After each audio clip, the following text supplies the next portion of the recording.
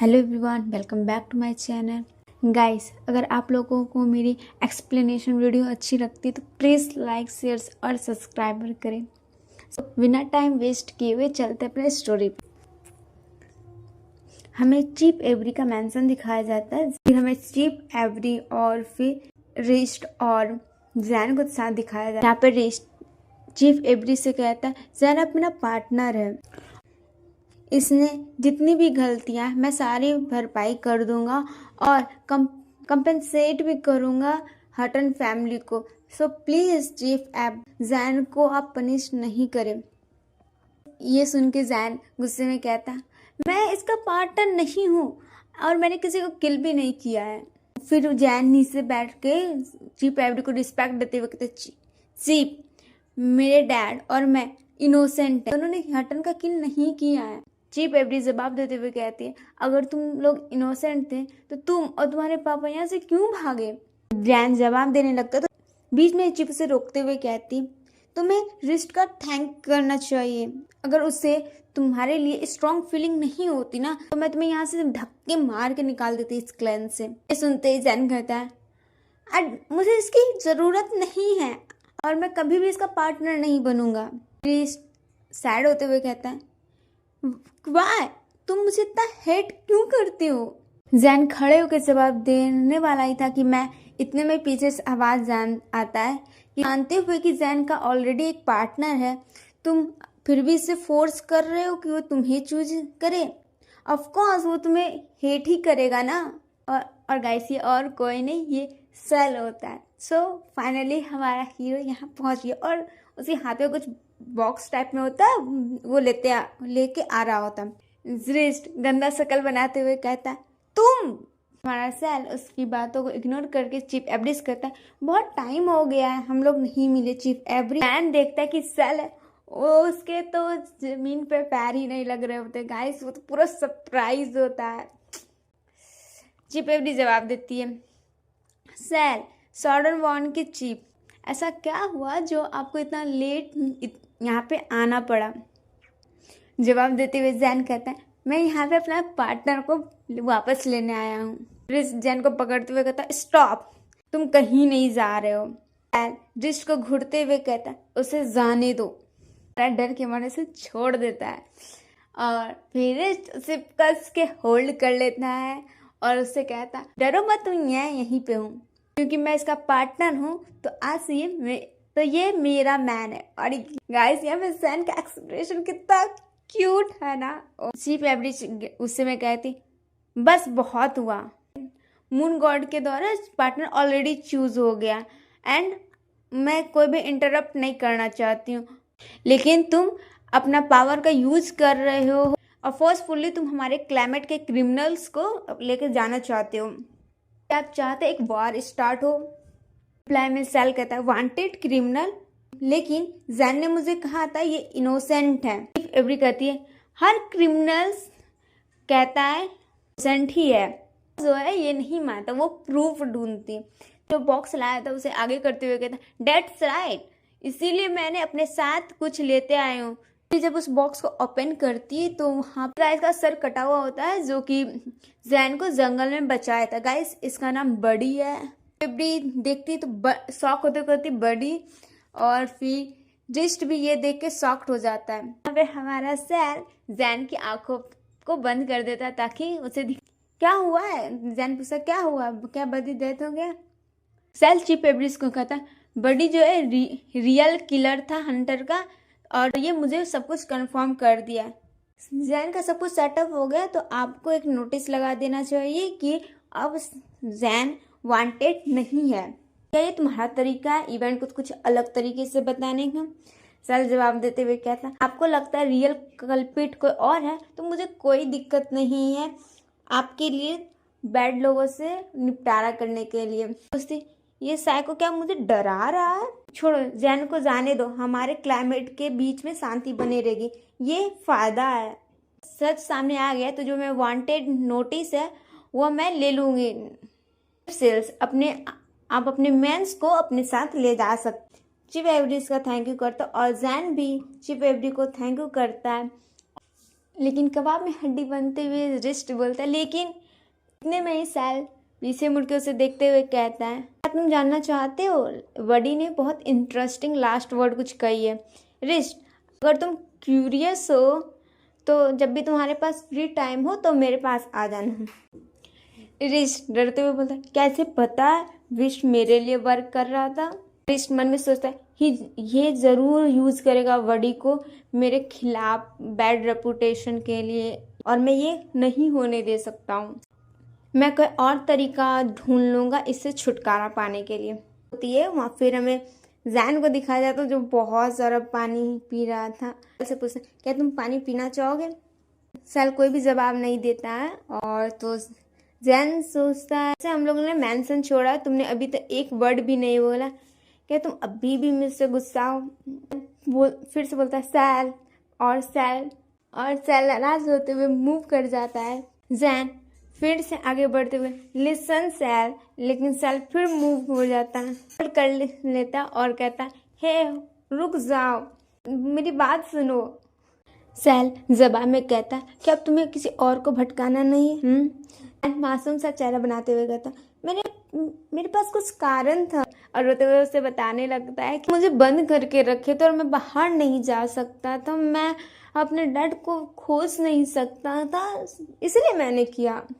Cell उसके hand को hold कर लेता और कहता है, इन सारे रीजनों में से क्या कोई भी एक रीजन नहीं है जिसमें तुम मुझे छोड़ के ना जाना चाहो और मुझे मिस करो? जवाब में हिचकिचाने लगता है। तो सैल कहता है, आंसर, इसका मतलब है मैं सही हूँ, तुमने मुझे मिस किया। घबराते हुए कहता है, नो ये बिल्कुल सच नहीं है। उसे क्लोज लाते हुए किस कर लेता है और कहता है, हमारा वेडिंग सेरेमनी बहुत जल्दी है, जब हम लोग चले जाएंगे तो अब से एडवांस जो है ये तुम्हारा होम है और तुम्हें किसी भी बात का वरी करने का ज़रूरत नहीं है। जैन मन में सोचा एक न्यू हो। सैल आगे कहता है, तुम्हें किसी भी बात का वरी नहीं करना है, बस तुम्हें मेरे साथ ही रहना है। किस को ब्रेक करते हुए सैल कहता है, क्या हुआ? जैन हक करते हुए कहता है, कुछ भी नहीं, मैं बस बहुत खुश हूँ।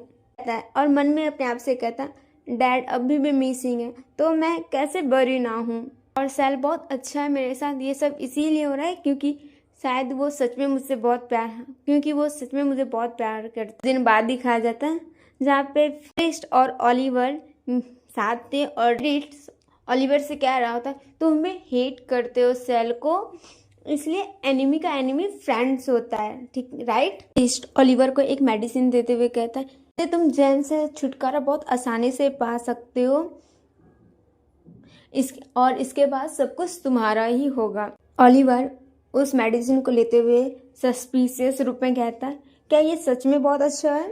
रिस्ट जवाब देते हुए कहता है, तुम उस टाइम देखोगे जब तुम इसे ट्राई करोगे, या फिर तुम इसे डर रहे हो? ओलिवर कहता है, क्या मैं डर रहा हूँ? अब तुम वेट करो, मैं ज़रूर सेल को मारूंगा। आपसे कहता है, ये इडियट सच में बहुत ईजिली मेरी बातों में आ गया। ये मैंसन दिखाया जाता है जहाँ पे जैन बहुत सारे ब्यूटीफुल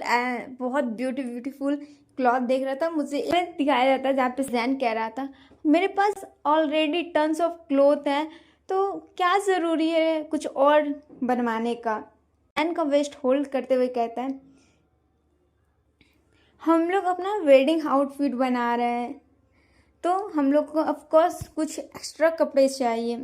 जैन कहता है, क्या हम लोग कुछ टाइम के लिए अपना वेडिंग भूल नहीं सकते हैं? अपने आप से मन में कहता है, डैड अभी भी मिसिंग है और इसके लिए ये सही टाइम नहीं है। बट सैल उसकी बातों को इग्नोर करते हुए कहता है, ये बहुत बड़ा दिख रहा है तो नेक्स्ट टाइम थोड़ा स्मॉलर करता है।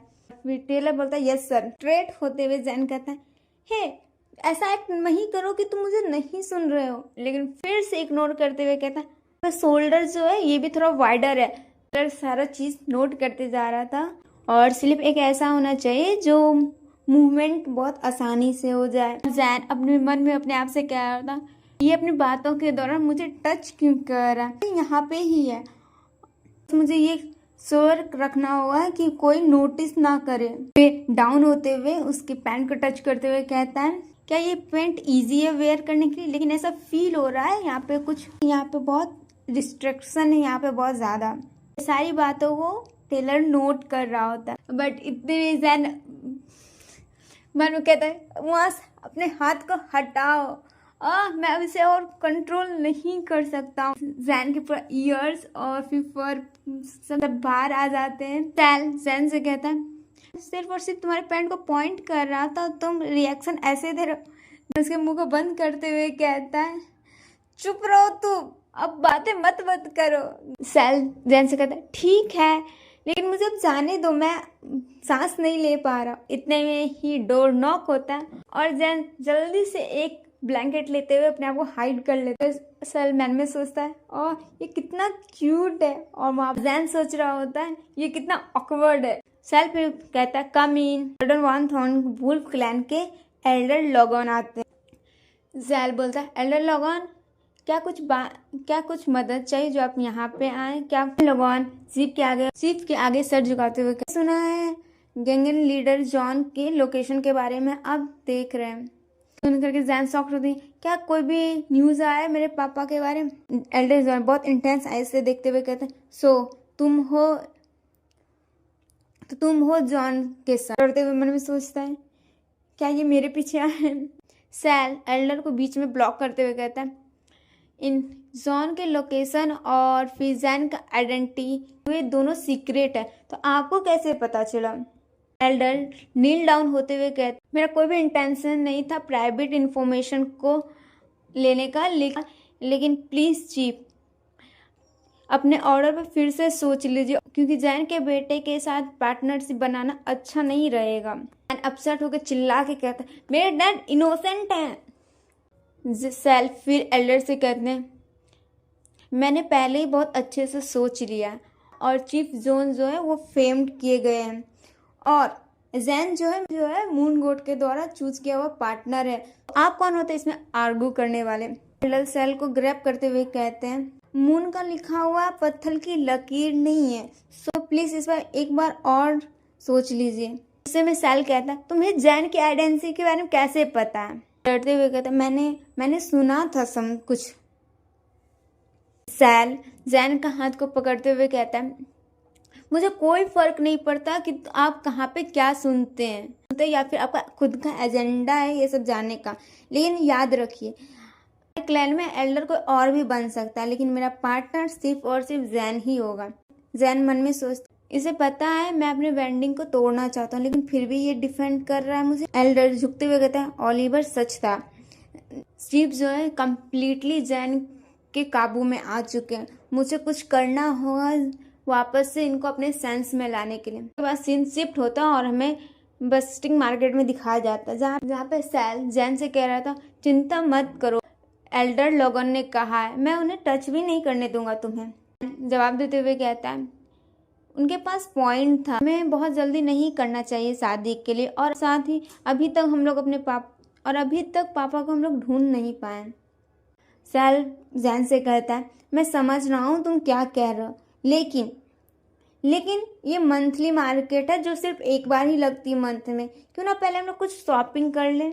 जैन बहुत सीरियसली टोन में कहता है इसे टालने से कुछ नहीं होगा, मैंने मन बना लिया है। सैल स्माइल करते हुए कहता है कम ऑन चलो ना, मेरे पास कुछ सरप्राइज है तुम्हारे लिए। कहता है सरप्राइज? और फिर सैल जैन के हाथ पकड़ के लेके जाने लगता है, तो फिर जैन कहता स्लो चलो। उसके बाद हमें दिखाया जाता है जहाँ पे जैन आगे कह रहा होता है सैल वहाँ देखो वहाँ पे लकी मैजिक बॉक्स है, चलो वहाँ पे चल। सैल को दिखाया जाता है जो बहुत सारे बॉक्स उठाए हुए रहता है और कहता है मैं आ रहा हूँ। सैल तो थक चुका था और मन में कहता है कभी नहीं लगा था कि ये लड़का जो इतना उदास है ये इतनी सारी चीज़ें को बाय कर सकता है।